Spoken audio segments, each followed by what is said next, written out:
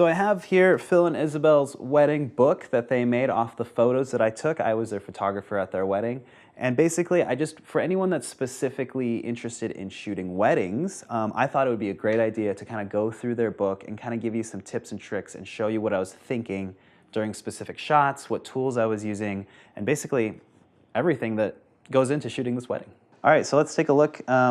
Just to start off with, Phil reframed this in making this book, but this is one of my favorite shots that I took. You can see he's backlit, green, probably 2.8 with my long lens. Love it. So again, we were talking about details in an earlier lesson, but here are some lesson shots. I shot this with a long lens, near window. You got to get those little details that they had a lot. We'll skip around a little bit. Nice dress detail, it looks like you got here. I like putting the dress up against a window and blowing it out because it just adds that nice bright feel to it. You know, it's supposed to be a happy, bright day, so I thought that was cool. Then you can see him just shooting candid photos as people are getting ready. You can see Phil's brother here brought something to Isabel, and I captured that moment. So just kind of being aware of what's going on. And then you jump over to Phil's side, and he's there with his guys. Look, there's Sam. There's Sam over here in the bottom right corner, helping Phil get ready, his cufflinks. It looks like this one we turned black and white. This is like a really good example of moving your subject near a lighting source inside. And look how nice the light just kind of softly falls on him as he was putting his cufflinks on.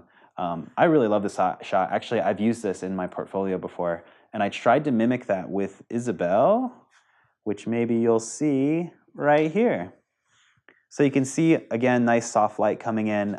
She was talking to someone off camera. So it's good to just kind of snap in between poses. But yeah, also is important, her mother was there, her family was there, trying to get the bride and her mom, the grooms and their parents is always good, especially while they're getting ready.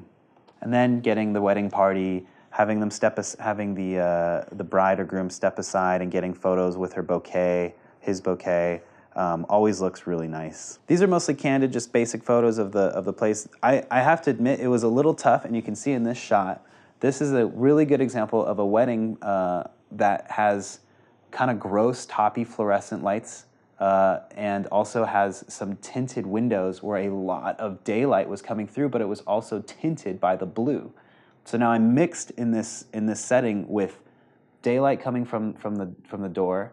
I'm mixed with different colored tint coming in, and then also just these weird warm lights coming from up top.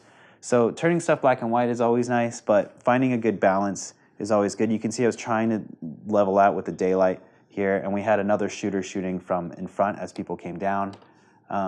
So a good mix is always good. Daylight here, just getting the ceremony. This is a nice wide shot. This is an example of having two cameras, being able to shoot two here, and then also being able to run up and get that two shot, getting like a nice two shot from behind. Always looking for angles that aren't necessarily typical is always super fun. Running around the front, shooting your subject, but also shooting guests. I mean, I guess this is Sam here, so I'm a little biased here, but shooting your guests and shooting the parents as they're getting married is always something to keep an eye out for. This, again, I was complaining about these windows earlier, but look how great it looks in this shot. It adds a lot of color to the background. I think it makes Isabel pop. There's a nice little flare coming through. I really love this shot because you can see how she's looking at Phil. Like, how wonderful is that? That's true love right there. You can see it. So again, at the end of the ceremony, here's their first kiss. Really good example of shooting with a long lens really quickly, getting some negative space here. You can tell how excited Phil was. They're moving too fast for my shutter, clearly, so you get some shutter roll. And then as soon as they do that, they start walking down the aisle, and you can see I'm starting to shift from a long lens to a wide lens. They come out the window, and we're here now with a wide lens, and we're outside. This is absolutely one of my favorite shots of this wedding, and I've used it for my portfolio shot. Sam's cheesy smile always is in there, but I got a wide lens, and I ran over to it, or I flipped it up so we can use and get that shot right after seeing them come out. Getting more details, obviously. We're going to skip ahead. Here's an example of everyone that was at Phil's wedding. Now, it was a small wedding, so there wasn't a ton of people, but I got up high, I think from a second floor window, and had everyone positioned. I usually try to get some energy in there, and I shot everyone just kind of hanging out, and then I was like, all right, everyone put your hands up and celebrate. And so everyone did, and that actually turned out to be the better shot than the shot where people were just kind of standing there smiling. So that's always something to do. Did lots of formal shots. It's great that Phil has these in here. I put them in shade for the most part. As time went on, the sun started to creep. You can start to see it's behind them.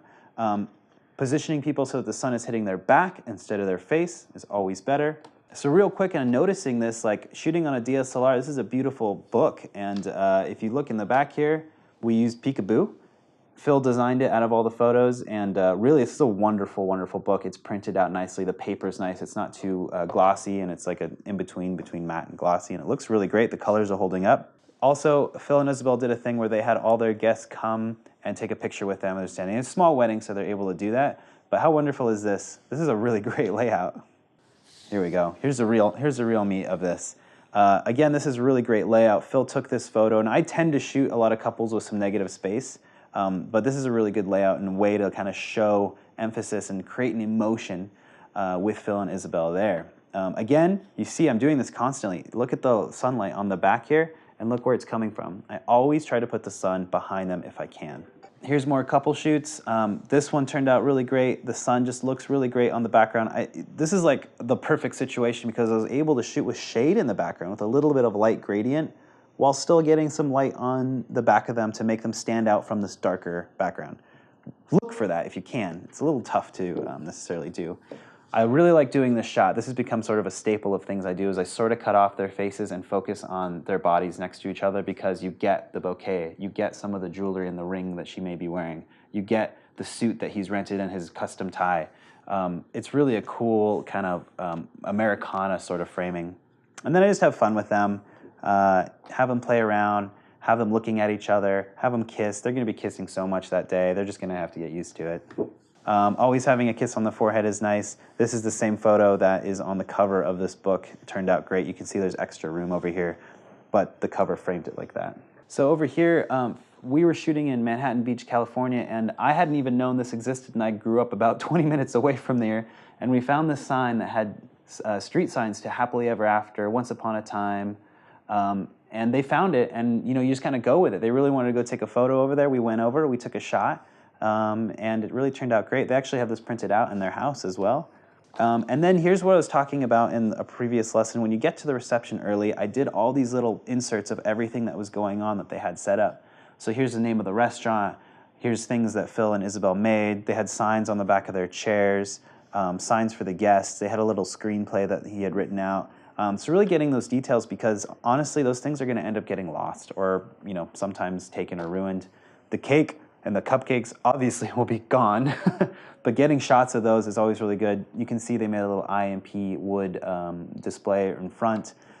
Getting inserts of that is really good for your book. Here they are arriving. Here they are at the actual reception. They didn't necessarily have a giant reception hall, so it was kind of nice just to get little inserts and coverage of that. So you can see how the pictures are sort of winding down. Getting little inserts of glasses. Speeches is always fun to get. One of my favorite things to do is don't get lost in taking too many photos of the speech. You can see here I got Sam, I got Caleb, and I got his friend over here taking a speech. But after the speech, there's always going to be a hug. Like there just always will be a hug. So keeping that in mind, be ready for that hug at the end of the speech and the cheers. It's a really good opportunity to get something really candid like that, and I really like that photo. Also, during the speeches, looking for reactions. You can see here we got some reactions here. Looking to Isabel when her dad is giving a speech, looking to her mom, listening to the dad give the speech. It's a really good opportunity to get those kind of reactions, but also in a layout that Phil did here, look how great this is. Isabel's dad's giving a speech, and you see the mom reacting, you see her reacting. It really creates a portrait story in the layout, and that's really what you're trying to do, is you're trying to capture the story of the day. This is one of my hardest, honestly, like the hardest thing for me to shoot is usually the cake, because you never know which side they're gonna go on. You never know how many people are gonna get up there and start taking photos or video. So having a wide lens and kind of scoping out what is gonna go on in the cake situation is good to know. Also, I never know if the couple's gonna shove cake into each other's faces or not, so being prepared to switch to either lens in a quick, fast way is good, because otherwise you'll miss it. A good rule of thumb for me is I always just live on my mid-range zoom when the cake time comes, because that's the only way you're gonna be able to capture it fast enough. What a wonderful way to end a book.